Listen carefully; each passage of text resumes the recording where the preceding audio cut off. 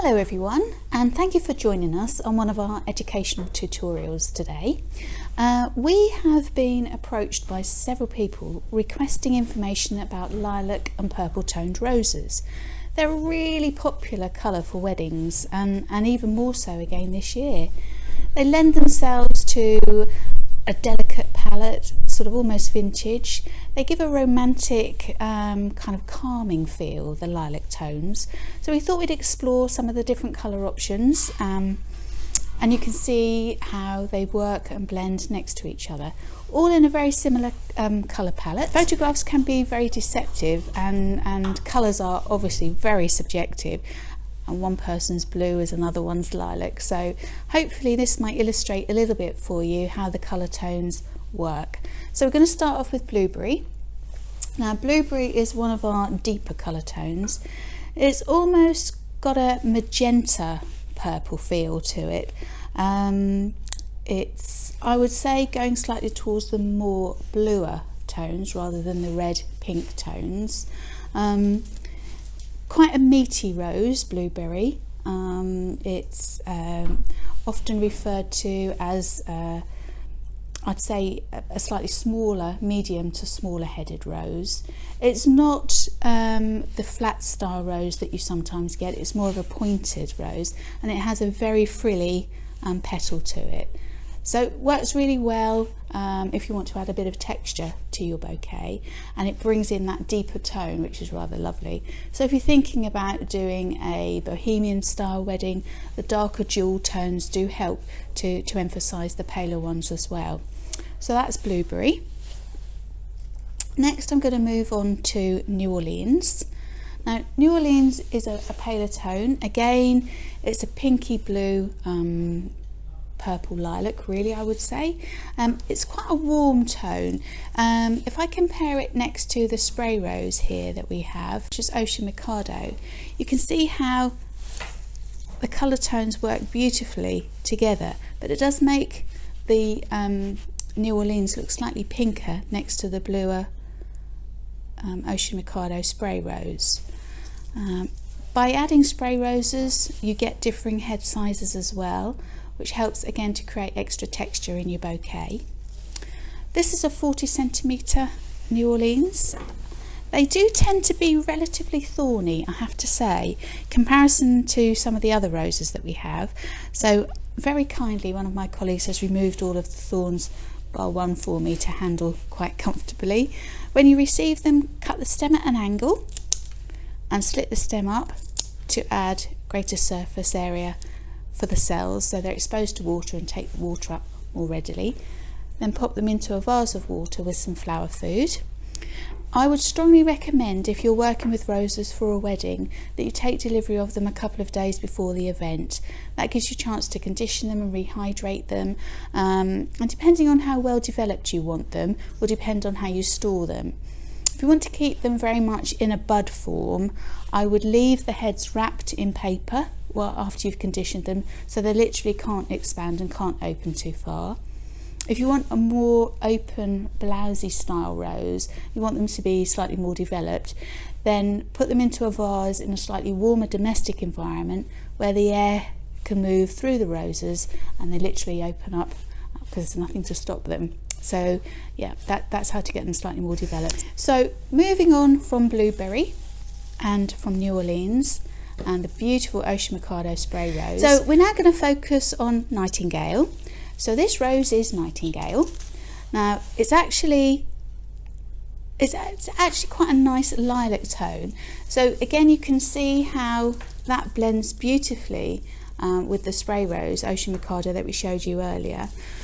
And if I combine it back with the New Orleans, you can see how those different colour tones work beautifully.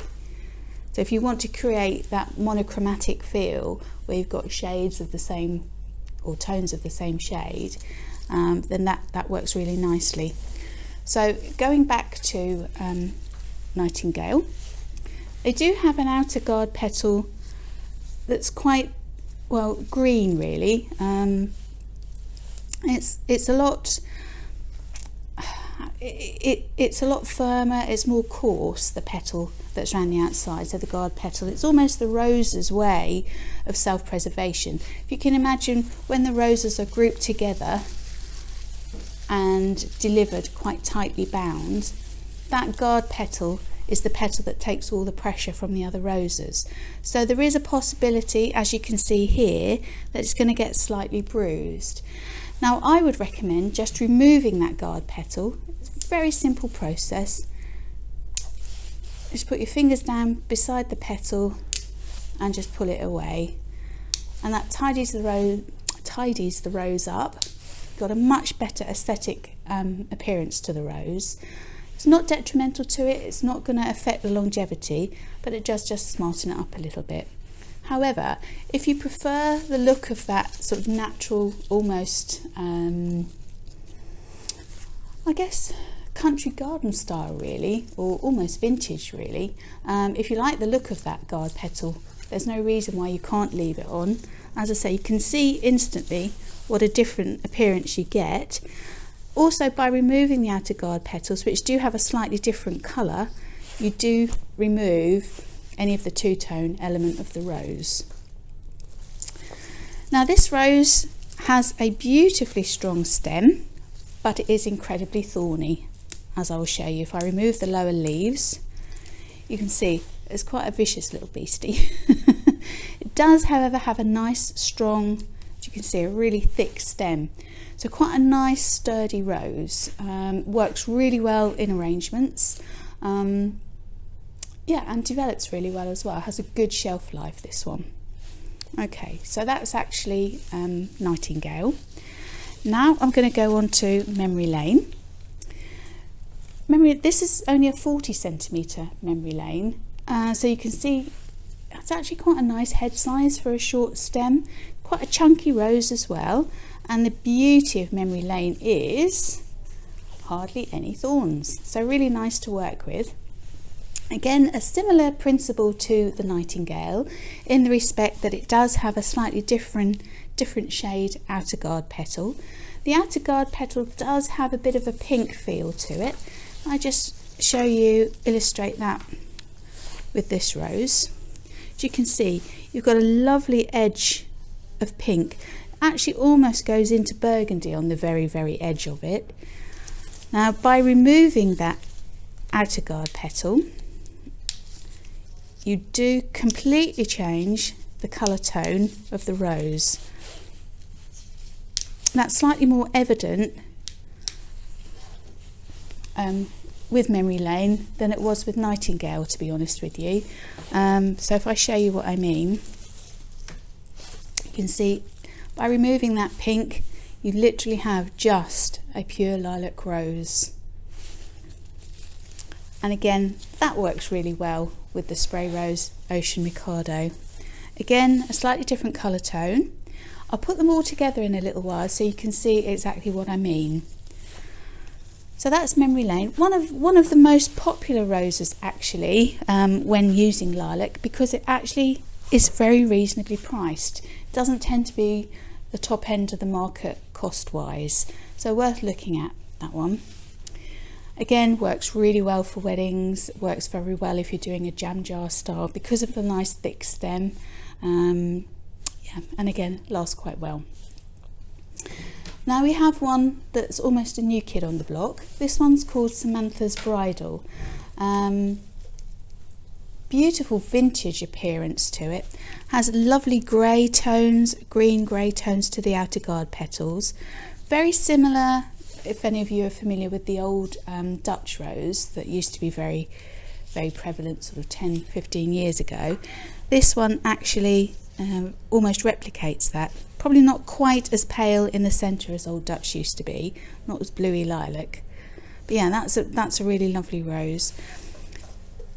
Now again, it has a beautifully strong thick stem, as you can see by this one. So quite sturdy, again quite thornless, and a real chunky, really heavy head. Multi-petalled, slightly shaggy petal to it, so it's going to have an almost frilly appearance when it opens. But yeah, that's Samantha's Bridal. Very nice. So that one works beautifully with a vintage wedding. Now we also have some old favourites here. So this one here is Amnesia. Amnesia, again, the lilac grey tones. Similar in style to Samantha's Bridal, but slightly more lilac with a grey hint. Very popular, that one. This one's actually a Columbian Rose. So the Columbian Roses do tend to be, they tend to have been grown at high altitude usually, so it does create really nice long strong stems with a bigger head. Okay, and then we also have, going to completely the other end of the extreme, we have Earl Grey, which is very, very, very pale lilac. Probably as grey a rose as you can possibly get. Very popular again with vintage style weddings. Again, this is a Columbian Rose. So just to illustrate how the lilac colour palette works next to each other, just bringing all of those roses in together. So you can see we have a really strong monochromatic feel here. Bringing those all in. There we go. You see how that colour palette works beautifully. Now it does work really well with grey foliage. So I'm just going to add some little bits of eucalyptus here. This is Eucalyptus cinerea. And then also some Senecio or Senecio, which I'm just going to add into the centre. So you can see how those grey tones really highlight the lilac. And again, it's still keeping it very much in that same colour palette. So it lends itself very well to either vintage style wedding, or by bringing in the deeper, darker tones, possibly even going towards bohemian style. Put some flowers together over here just to illustrate how other colour varieties work really well. So we have the Calla Lily Cantle here. If I just insert the Cantle into that colour scheme, you can see instantly how it takes the colour palette in a slightly different direction, and that would work very, very well for a bohemian style wedding. Just hold that in. Also got some lilac freesia, but you can see instantly that it's more of a blue lilac as opposed to those warm tones. So we need to slightly change the colour palette there. So if we do, definitely got more of a blue feel by adding that lilac. So we've gone off in that slightly different direction. So it does make a huge difference on what you actually put with each flower. We also have some Astrantia Roma here. Again, that's hinting more towards the pinky tones of lilac. And then we have some purple stalks here, which are adding more to the blue tones of lilac. So you can see how we've split the colour tones and gone off in two different directions. So this is going more towards your blue lilac tones, and this is going more towards your pink and red lilac tones. Okay, now we also have a massive selection of ribbons on our website, and again you can see by putting these tones together and those tones together, you can see how the two colours work, and you're actually achieving a completely different look, completely different appearance. These with blue, these with burgundies and reds and wine colours. So this is your warmer colour tone, this is your colder colour tone. Thank you very much for watching. I hope you found our tutorial today interesting and helpful, especially if you're planning a lilac wedding for this coming year. Don't forget you can find all of these varieties on our website. with stem lengths and price per stem. Don't forget you can also ring and ask for advice or use our chat facility if you've got any queries or questions. Don't forget to share us with your friends and watch out for some more of our tutorial information videos. So thanks for joining us today. I look forward to seeing you again very soon.